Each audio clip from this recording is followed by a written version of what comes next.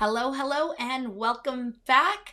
We know that when thinking about being a part of a team here at Five Stars, sometimes it can be overwhelming with lots of questions. So, we're going to chat a little bit on some of the most frequently asked questions we get.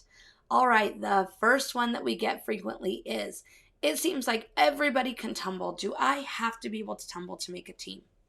Here's the great thing about here at Five Star we have a team that meets everyone's needs. So whether you're a tumbler, not a tumbler, you've cheered before, or you haven't, we can find a team to help you be successful and help you learn all areas of the sport, whether that's tumbling or stunting that you need to get better at. We have a team for you. Just because you cannot tumble doesn't mean that we don't have a team you can be on. The next question we frequently get asked is, do you have an area that parents can watch practice?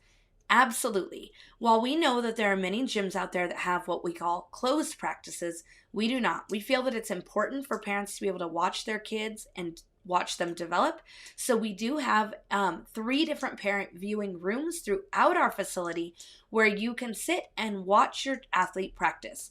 Note that these aren't directly in the gym. Okay, all of our coaches that go beyond the point of like entry into the gym are USASF certified and background check. This means that we know it is safe for those coaches to be in with your athletes. So we don't just let anybody wander into the gym, but we do have viewing areas that are in the lobby where you can sit and watch. We have a closed circuit TV system that has TVs throughout the facility that are live feeds of what's happening into the gym.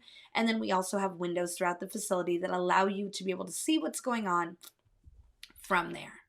So please know that parents are encouraged to watch practice. The only thing that we do ask is that we keep the area drama-free, not talking about other athletes, and really just allow the kids to enjoy the sport.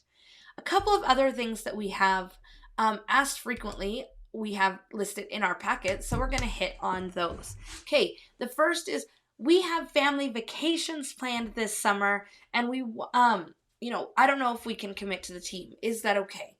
So I'm going to give you a couple of important dates here. In our packet, we have our stunt camp, our super camp, and our choreography dates. These are dates that are very, very important for your athlete to be in attendance. If you have something that's already been booked, just let us know in advance so we can plan around that. But anything that you can do to make sure your athletes don't miss these, super camp and stunt camp and choreography are so important, as these are the most valuable things we do in the summer to help your athlete be ready as they go on to the season. We know and understand that summers are important. We also like our summers, and because of that, our teams practice on 2 different schedules. We have a summer schedule in which teams practice Monday through Thursday so that you can have your Fridays, Saturdays, and Sundays to go to the lake, enjoy, and do those things. And then we move into a fall schedule after the Labor Day holiday that is our schedule the rest of the year till the end of the season. And some teams will move on to Sundays, and most will practice still on that Monday through Thursday. All right. We often get asked, when will you know when the competitions are? We don't get a competition schedule. Like, the events generally don't release until July. So in mid-August, we will get you the schedule of knowing exactly these are the events we will attend for the season so you can start planning ahead. All right.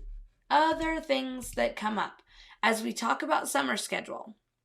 These are our closed weeks. We try to close 1 week during July and 1 week during August to allow you some time to do things.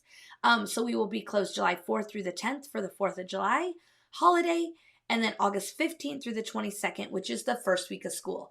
We are closing during this time as it allows kids to get back into a routine. We know how hard it is to get back into school and into that routine, so it gives them the opportunity to do that.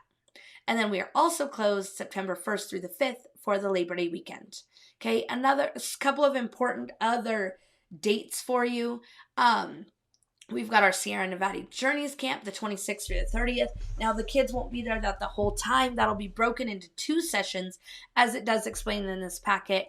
And as soon as teams are placed on Team Commitment Day, you will get the exact dates for your athlete's team. We do Super Camp August 1st through the 4th, and these are half days on this. So half the teams come in the morning, half the teams come in the afternoon. And then our choreography dates that we have blocked with our choreographers right now are the 27th through the 29th of July and the 21st through the 23rd of August. And again, we won't have the exact dates for those until we figure out what teams we have, and then we will get those broken out and to you on your team commitment day. So you're able to start planning ahead for the rest of that season. Okay, for your summer. After Labor Day weekend, we will begin our fall practice schedule. The schedule includes 2 team practices for each week. The fall schedule will be released June 15th, so you can plan ahead for when that change happens. Okay, all of our teams will practice between the hours of 4:30 and 9:30 p.m. Monday through Thursdays. Open co-ed will be on Sundays from 6 to 9, and potentially we might have 1 or 2 other teams that are on Sundays.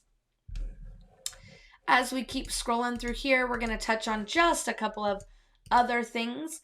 Fall important dates. So these gives you our gym closures throughout the year. Spring break, Easter Sunday, winter break, Thanksgiving break, fall break. Important dates when our competition schedule is released, when our fall schedule begins, gym showcase, team photos, end of season banquet, etc., etc. It talks about competition schedule, when those will be released. This talks about our team and athlete policies. Okay, it is very crucial for athletes to be in attendance at practice in order for the teams to be successful. We realize and know that over the last few years with COVID, things have changed a little bit, and it's made it more difficult to have consistent practices with everybody at.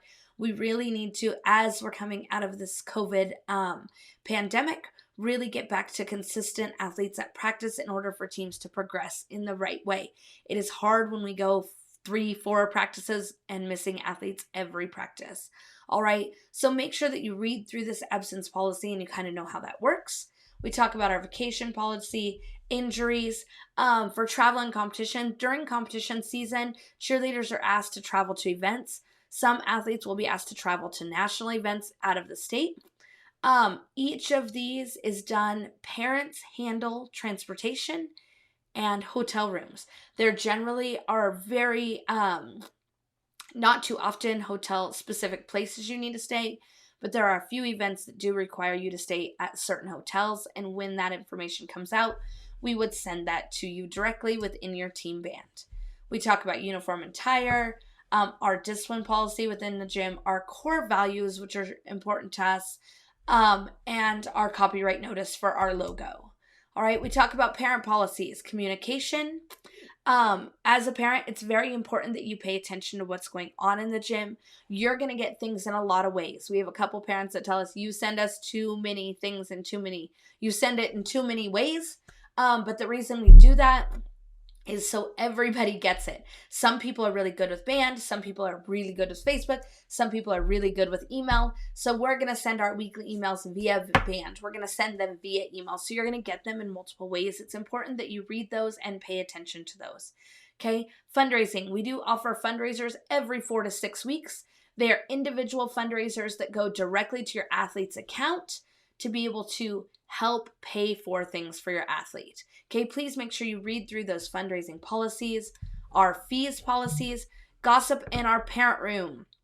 Okay, we need our parent rooms to be places that people want to be, not areas that are becoming an issue. So please make sure you are following all of our parent room guidelines. And then again, as we reviewed previously, we have all of our information in this packet about all of the financial guidelines for each of our teams. All right, I hope these videos have been a little bit helpful for you as you read through that packet and see what we have to offer here for season 13 at 5-Star. If you have any questions, feel free to, again, to email us at information@5starathletics.net, and we will answer any questions we can. Remember, the early registration deadline has been bumped back because we released the packet a few days late, so that ends March 15th. After March 15th, the monthly tuition will go up $10 a month for anyone that registered after March 15th. So make sure you get on, register today, and save yourself some money. We look forward to getting to meet you all or getting to see you again in season 13. Have a great week. Bye-bye.